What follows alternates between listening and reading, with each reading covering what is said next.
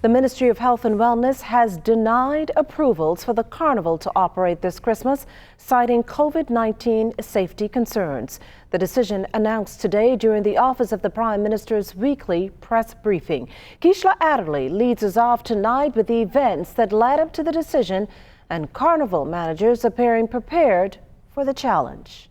It's a much-anticipated scene at Christmas time, but like many other forms of merriment and pastimes, COVID-19 has interrupted the pattern. The Ministry of Health and Wellness has decided that it will not give approval for the holiday carnival to be held this year. The decision, according to Press Secretary in the Office of the Prime Minister Clint Watson, followed a determination by an advisory council of the Ministry of Health based on COVID-19 concerns which continue to linger. The Ministry of Health was not adequately satisfied that people from separate households will remain 3 to 6 feet apart from each other. The carnival falls into the same category as concerts and other large events. Two main groups that being children age 11 years and younger adults have been identified as vulnerable groups who could be negatively impacted.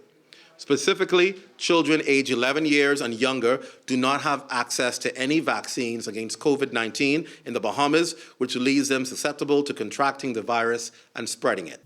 Carnival manager Joe Roberts reluctantly spoke with reporters, but his hesitant comments suggested that the decision is not one that the company has fully accepted.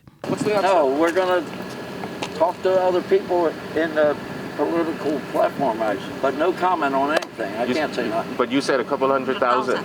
I don't know what it costs, but the boats are expensive. Mr. McCafferty, who owns the Carnival, he handles all of the expenses. But I know ship ain't cheap. But we're going to work on it and see if there's any.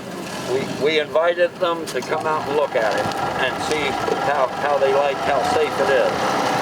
So maybe they will reconsider, But Watson says while the company may have gotten some approvals, key permissions from the Ministry of Health were never granted, and the company didn't avail itself to answer queries either.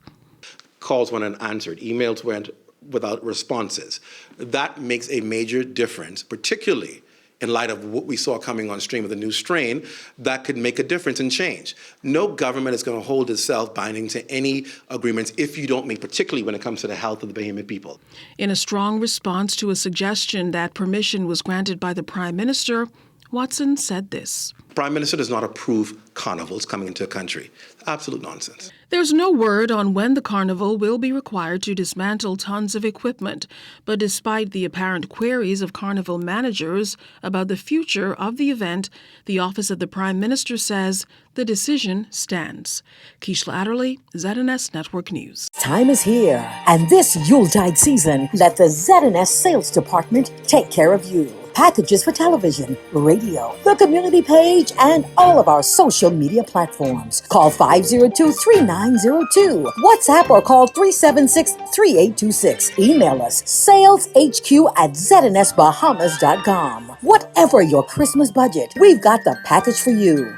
Use the ZNS network, and this Christmas, let us bring your customers to you.